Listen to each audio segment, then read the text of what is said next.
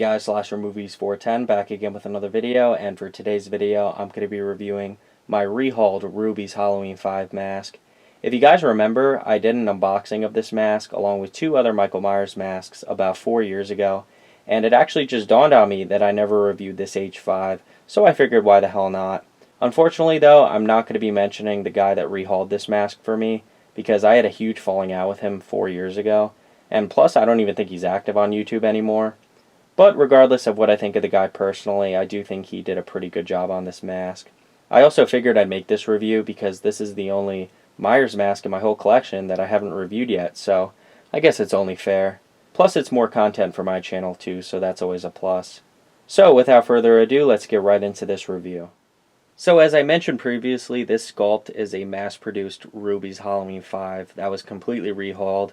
The paintwork on this thing is actually pretty decent, and I will admit it looks a lot better compared to what it used to look like. I'll actually put an image side by side so you guys can see the difference. So let's zoom in so I can show you guys the detail on this thing. So I do think that the artist did a pretty good job with the shading all throughout the mask, especially under the eyebrows over here, and also under the nose and on the lips. And the mask does look pretty close to the one you see in the movie, but not exact, of course. The eyebrows were already painted on before it was even rehauled, so he didn't have to do any work there. There's also some pretty good detail over here on the forehead. You can see some wrinkles. I'm not sure if that was already incorporated into the sculpt or if he just added those, but it looks pretty good. I really like how the artist emphasized the nasolabial folds right over here, which actually really stood out in the movie. That's like the first thing I noticed about this mask, even when I first watched Halloween 5. I also really like how the mask just has a grayish tint to it all throughout it. And before the mask was repainted, it was a solid white color, and none of the detail was really noticeable at all, so I'm really glad I was able to get him to do this for me. The hair is also pretty decent on this thing. It really has a very silky kind of texture, but it just stays in one place and it doesn't move around too much, which is really nice. And I think I remember not ever having to put any hairspray in this mask, which is really good. The hair is also very long, as you can see, which is very accurate to the movie. Unfortunately, though, there are some glue marks that are visible from gluing the hair, of course, which isn't really a big deal. It doesn't bother me too much, but it is pretty visible, especially up here. If you look closely, you can kind of see it. It's a little messy, but it's really not a big deal. Also, another detail that I like is that if you zoom in right over here, you could actually see the thorn symbol on the back of the mask. And I think this was a really nice touch, and I think that Trick or Treat Studios should have included the symbol on their mask as well. So I'm going to give you guys a quick 360 of the mask so you can get a better look at it. Honestly, the profile on this thing is pretty screen accurate, I gotta say. But the mask as a whole, and I'm talking about like the mask in the movie, it's just such a bad mask. I don't know what they were going for, what kind of look they were going for.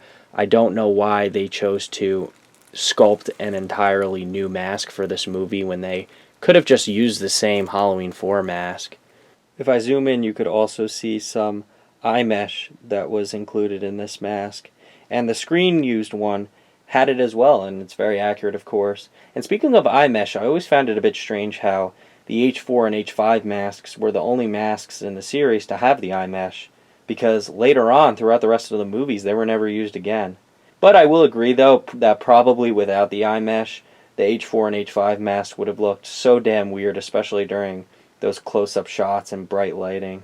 In my opinion, I do think that the H4 and H5 masks are probably one of the ugliest masks in the series, even though I do have soft spots for them, and the movies too. Well, Halloween 4 is a great movie. Halloween 5 obviously kind of messed things up, and but it's still kind of like a guilty pleasure for me. And I do also have soft spots for the masks, just because they're so different compared to all the other Michael Myers masks in the series, but I'm well aware that they're really not good at all.